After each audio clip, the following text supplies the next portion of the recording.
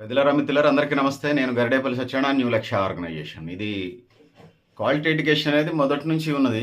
మరి ఇయాల quality education అంటే ఏంది? లేపోతే ఆహ్, నాణ్యమైన ఎడ్యుకేషన్ లేకపోవటం అంటే ఏందనేది ఇయాల మన ముందున్నటువంటి ప్రశ్నలు. ఇయాల పిల్లలు 8వ తరగతికొచ్చినా 2వ తరగతి, 3వ తరగతి పుస్తకాలు చదవలేకపోవటం నాణ్యమైన విద్య కాదది. ఇయాల A+B² సూత్రం చెప్పలేనోడు 10థ్ క్లాస్ పిల్లోడు అది నాణ్యమైన విద్య కాదు. వాళ్ళ టీచర్స్ సరిగ్గా చెప్పినట్టు కాదు. పేరెంట్స్ కేర్ తీసుకున్నట్టు కాదు. పిల్లల బాధ్యత రాహిత్యం కూడా 10%. సరి 45 టీచర్స్‌ది 45%, పేరెంట్స్‌ది 40%, పిల్లలది 10%. సో, అందుకోసం ఈ 100%లో క్వాలిటీ విద్య పిల్లలకు అందకపోవడానికి భవిష్యత్ తరాలకు సంబంధించినటువంటి వల్ల భవిష్యత్ తరాలకు సంబంధించి నష్టం జరుగుతుంది. వ్యవస్థ నడవడానికి, సంస్థ నడవడానికి, దేశం నడవడానికి, సమాజం యావత్తు ప్రపంచం మీద ఇది ఎఫెక్ట్ పడతది. సో, వయసు ఉంటది. పిల్లలు ఆ ఏజ్ గ్రూప్‌లో తెలివితేటలుంటాయి. వాళ్ళకి కలలుంటాయి. ఇంకా అనేక రకాలైనటువంటి ఇది ఉంటాయి. సో, పిల్లలకు సంబంధించి వాళ్ళ మంచి పౌష్టికాహారం ఇవ్వటం, ఇంట్లో టీవీలు పెట్టి పిల్లల్ని చదువుకోకుండా చేయటం, మంచి పౌష్టికాహారం పెట్టాలి. ఇంటి దగ్గర ఉన్నప్పుడు భార్యాభర్తలు గొడవ పెట్టుకోవటం, ఎళ్ళెమ్మటోళ్ళు గొడవలు పెట్టుకోవటం, లేకపోతే పిల్లలు చదువుకుంటుంటే టీవీ సీరియల్స్, సినిమాలు చూస్తూ ఎంజాయ్ చేయటం, పిల్లల ఎడ్యుకేషన్ మీద పడుతుంది. దీనికంటే అదే బ్రెయిన్ అనుకుంటారు. వాళ్ళ ఏజ్ గ్రూప్ అది కాబట్టి, తెలిసి తెలియంతనం కాబట్టి. అది పేరెంట్స్ బాధ్యత. చాలామంది నాకు తెలిసి చాలామంది డాక్టర్లు, లాయర్లు, ఇంజినీర్లు, చార్టెడ్ అకౌంట్ అయినటువంటి పేరెంట్స్ వాళ్ళ జీవిత త్యాగాలు 10 నుంచి 20 ఏళ్ల పాటు పిల్లల కోసమే. పిల్లల ఆత్మే వీళ్ళ ఆత్మగా జీవించారు. వాళ్ళకంటే వీళ్ళే ఎక్కువ వాళ్ళకంటే వీళ్ళే ఎక్కువ నిద్రలు. నా ఫ్రెండ్ సర్కిల్‌లో లేకపోతే నేను బయట చూసినప్పుడు లేకపోతే కొన్ని కేస్ స్టడీస్, చైల్డ్ యాక్టివిటీస్‌కి సంబంధించినటువంటి కేస్ స్టడీస్ అధ్యయనం చేసినప్పుడు నాకు వచ్చినటువంటి పిల్లల కంటే పేరెంట్స్ ఎక్కువ కష్టపడేటువంటి సందర్భాన్ని మనం చూస్తూ ఉంటాం. పిల్లలు ప్రయోజకులైన సందర్భాలు కూడా నేను చూశాను. ఇక అసలు చదువు మీద ఈ దేశంలో ఆ పరిస్థితులున్నాయి. ఈ దేశంలో చదువు పట్ల అవగాహన లేనటువంటి పేరెంట్స్ కూడా ఉన్నారు. ఒకే గదిలో అక్కడే టీవీ ఉంటది, అక్కడే వంటగది, అక్కడే భార్యాభర్తలు పడుకుంటారు, పిల్లగాళ్ళు ఆడ చదువుకుంటారు. ఏమి నేర్పుతా ఉన్నారాళ్ళు? కొన్ని త్యాగం చేయాలి. కొంతమందికి సంబంధించి పేదరికాన్ని నేనెప్పుడూ అవమానించను. సానుభూతి ఉన్నది. అవకాశం ఉంటే ఏమన్నా నేనున్నటువంటి సంస్థల వ్యవస్థల నుంచి ఖచ్చితంగా వాళ్ళ తరపున వాళ్ళ జీవితాల్లో వెలుగులు నింపడానికి నేను పోరాటం చేస్తాను. నేనున్నట్టు వేదికలు, నాన్ పొలిటికల్ ఆర్గనైజేషన్స్ ఆ వైపు ఇప్పటికే నడుస్తూ ఉన్నాయి. భవిష్యత్తులో కూడా ఇది కొనసాగుతుంది. పేదరికం జోలికి నేను వెళ్ళట్లేదు. వెనకబాటుతనం జోలికి నేను వెళ్ళట్లేదు. వాటి మీద నా బ్రదర్ ఆర్గనైజేషన్స్, సిస్టర్ ఆర్గనైజేషన్స్ చాలా పనిచేస్తూ ఉన్నాయి. నాన్ పొలిటికల్ ఆర్గనైజేషన్స్ చాలామంది పెద్దవాళ్ళు పనిచేస్తూ ఉన్నారు. అటు జోలికి నేను వెళ్ళను. గతంలో మాట్లాడాం, మళ్ళీ సందర్భం వస్తే మాట్లాడదాం. ఇక్కడ పిల్లల ఎడ్యుకేషన్కి సంబంధించి మాట్లాడుతున్నాం కాబట్టి, వాడు తాగొచ్చి పెళ్ళ మీద అనుమానంతో తిడుతుంటాడు. పిల్లలు చదువుకోవాలన్నా దాని మీద ఉండాలన్నా ఇవన్నీ ఉంటుంటాయి. పిల్లల జీవితాల మీద ఇవన్నీ పడుతుంటాయి. ఫీజులకు సంబంధించి గవర్నమెంట్ స్కూళ్ళల్లోనే ఇన్ఫ్రాస్ట్రక్చర్ ఉండదు. ప్రైవేట్ స్కూళ్ళల్లోనే వాళ్ళు దావత్ మించి అప్పులు చేసి పిల్లల్ని చదివిస్తుంటారు.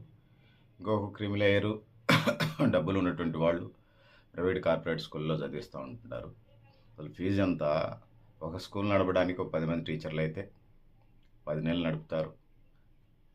10 పదులు ₹1,00,000 లేదా 2,00,000. 2,00,000 బిల్డింగ్ 1,00,000, 3,00,000, ఇంకో 1,00,000 లాభం వేసుకో 4,00,000, 14 40. 40 లక్షలు అయితే సరిపోతుంది కదా. ఒక మంచి టాప్ స్కూల్కి సంబంధించి చెప్తున్నాను. ప్రైవేటు లేకపోతే కార్పొరేట్ విద్యా సంస్థ సంబంధించి చిన్న చితక స్కూల్కి సంబంధించి కాదు. 20,000 అందరికీ ఇయ్యరు. 5,000, 10,000, 7,000 ఇస్తున్నారు LKG to 10th వరకు. సో వీళ్ళ పెట్టే 5 నుంచి 10 పీరియడ్లు లాగిచ్చేస్తూ ఉంటారు అనుకోండి. సో మ్యాక్సిమం 20 నుంచి 40 లక్షలు ఖర్చు అవుతుంది ఎంత కార్పొరేట్ అయినా. ఒక్కొక్క పిల్లాడి దగ్గరే వీళ్ళు లక్షలు వసూలు చేస్తూ ఉన్నారు. సో ఇది అటువైపు ఉన్నది. ఒకవైపు ఈ దేశంలో అట్లాంటి పరిస్థితులు ఉన్నాయి. లక్షలు వసూలు చేసే కల్చర్, ఫీజుల నియంత్రణ లేదు. ఆ కల్చర్ ఒకవైపు ఉన్నది. రెండో వైపు దేశంలో పేదలకు సంబంధించి ప్రభుత్వ పాఠశాలలో చదువుకుంటుంది. ఓసీలో ఉన్నటువంటి ఈడబ్ల్యూఎస్ పేదలు కానీ, బీసీలో ఉన్నటువంటి పేదలు కానీ, లేకపోతే ఎస్సీ ఎస్టీలో ఉన్నటువంటి పేదలు ఎవరైతే ఉన్నారో పేద పిల్లలంతా ప్రభుత్వ పాఠశాలలో చదువుకుంటూ ఉన్నారు. గతంలో చదువుకోలేదు అయింది. సో, ఇయాల వీళ్ళకి ఇన్‌ఫ్రాస్ట్రక్చర్ లేదు. టీచర్స్ సరిపడా ఉండట్లా. డ్రాయింగ్ టీచర్ ఉండరు, క్రాఫ్ట్ టీచర్ ఉండరు, ఆర్ట్ టీచర్ ఉండరు, ఫిజికల్ డైరెక్టర్ ఉండరు, పీటీ టీచర్ ఉండరు, గ్రౌండ్ ఉండదు, లైబ్రరీ ఉండదు. ఇంగ్లీష్ మీడియం ఉండదు, 10వ తరగతి ఫలితాలు ఉండవు. ఇవన్నీ ఉంటే సంతోషం. వీటితోని పాటు గర్ల్ చైల్డ్‌కి సంబంధించి వాష్‌రూమ్‌లు ఉండవు. చిన్నపిల్లలంటే కొంచెం పెద్ద ఎత్తున పిల్లలకు సంబంధించి భారతీయ సమాజంలో కొన్ని కట్టుబాట్లు ఉన్నాయి. ఇదేమైనా వెస్టర్న్ కల్చర్ కాదు కాబట్టి.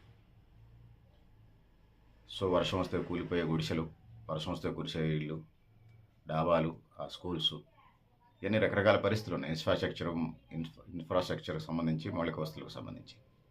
సో, ఈ పరిస్థితిని అధిగమించి ముందుకు పోవాల్సిన అవసరం అయితే ఉన్నది. సో, 1990 తర్వాత జనాభా పెరిగింది, పాపులేషన్ పెరిగిన తర్వాత విద్య మీద అవగాహన పెరిగింది. మిడిల్ క్లాస్ పేరెంట్స్ వాళ్ళ చదవడం చేత కాదు కానీ పిల్లల మీద వేసే ఐఐటీ, ట్రిపుల్ ఐటీ, డాక్టర్లు, ఇంజనీర్లు, కలెక్టర్లు కావాలి. అదే కార్యక్రమంగా అనిపిస్తూ ఉంది. సో, ఇప్పటికే చెప్పాం గవర్నమెంట్, ప్రైవేట్ స్కూళ్ళ మధ్య రిచ్ పీపుల్, సామాన్యమైనటువంటి పీపుల్స్ మధ్య ఉన్నటువంటి వేరియేషన్. నేను ఎడ్యుకేషన్ యాంగిల్లోనే ఇస్తున్నాను. పేదరికం, విద్యా నిరక్షరాస్యత, వెనకబడతాను వాటి గురించి గత వీడియోలో మాట్లాడుతూ వస్తున్నాం. భవిష్యత్తులో కూడా సందర్భాన్ని బట్టి నేనున్నప్పుడు మళ్ళీ మాట్లాడదాం. పిల్లలకు సంబంధించి కోణంలో వచ్చినప్పుడు, ఇక పూర్ రిచ్కి సంబంధించి వచ్చినప్పుడు రిచ్ అంతైనా పెట్టి పెడతా ఉన్నారు. పూర్ పిల్లలకు సంబంధించి ఇలా మౌలిక వస్తువులు లేవు. ప్రభుత్వ పాఠశాలని మూసేస్తామని అంటున్నాడు రేవంత్ రెడ్డి. కేసీఆర్ మొదలు పెడితే కొత్త తెలంగాణ విభజన జరిగిన తర్వాత రేవంత్ రెడ్డితో కంటిన్యూ అవుతూ ఉంది. సో, ఒక 400 కోట్లు, 500 కోట్లే అవుతాయి ఖర్చు ఇన్ఫ్రాస్ట్రక్చర్స్, స్కూల్స్ నడపడానికి. ఇంకొక 500 కోట్లు, 1000 కోట్లు పెడితే పిల్లల్ని ఇంగ్లీష్ మీడియం పెట్టి బరాబర్ రిజల్ట్స్ పెట్టచ్చు. ఇవన్నీ లేకుండా మరి ఏం సాధిస్తాం అనుకుంటున్నారు? 2020లో ఎడ్యుకేషన్ సిస్టమ్ 5+3+3+4గా ఉన్నది. సో, ఇవాళ 5+3+3+4 నడుస్తూ ఉంది. అంతకుముందు అయితే 10వ తరగతి, ఇంటర్మీడియట్, డిగ్రీ, లేకపోతే నీ గ్రాడ్యుయేషన్, ఇంజనీరింగ్ 4 ఏళ్ళు, ఎంబీబీఎస్ అంటే 5-6 ఏళ్ళు ఉంటుంది కదా. సో, ఆ విధానం ఉండేది. ఇలా 5+3+3+4గా వ్యవస్థ వస్తూ ఉన్నది. సో, ఇందులో పిల్లలు యూత్ అయిన తర్వాత జాబ్ కోసం టెన్షన్స్ పట్టడం, కోచింగ్ సెంటర్లో చేయటం, ప్రభుత్వ నోటిఫికేషన్లు అయిపోవటం, ప్రైవేట్ సెక్టార్లో అందని సాలించాలని జీతాలతో ఇవన్నీ గడుపుతూ ఉన్నారు. ఇది పరిస్థితి. సో, క్వాలిటీ విద్య అనేది ఏదైతే ఉన్నదో, నాణ్యమైన విద్య ఎప్పుడైనా అవసరమైనది తెలియజేసుకుంటూ పిల్లలు అది నేర్చుకుంటేనే ప్రైమరీగా ముందుకెళ్తారు. సో, 8వ తరగతి పిల్లాడు 3వ తరగతి పుస్తకం కూడా చదవలేనటువంటి, తెలుగు పుస్తకం, ఇంగ్లీష్ పుస్తకం చదవలేనటువంటి చదువు వాళ్ళ టీచర్స్ ఏమి నేర్పారు, పేరెంట్స్ ఏం గాడిదలు కాస్తూ ఉన్నారు. పిల్లలకు కొంత తోడులను చూసుకొని నేర్చుకోవాలి. నేను ఎందుకోసం 45-45-10 అంటున్నాను. 40% టీచర్స్ బాధ్యత, 40% పేరెంట్స్ బాధ్యత. అంటే పేరెంట్స్ అంటే తల్లిదండ్రులే అనుకోకండి. ఒక్కోసారి తల్లిదండ్రులు లేనటువంటి అర్పణ పిల్లలు కూడా నేను ఎరుగుతాను కాబట్టి అమ్మమ్మో, నాయనమ్మో, తాతయ్యో, లేకపోతే పేరెంట్స్, ఫ్యామిలీ మెంబర్స్ సాగుతూ ఉంటారు. అర్పణ హోమ్స్లలో కూడా జీవిస్తూ ఉంటారు కొంతమంది పిల్లలు, పేరెంట్స్ లేనటువంటి వాళ్ళు. వాళ్ళది బాధ్యత అది.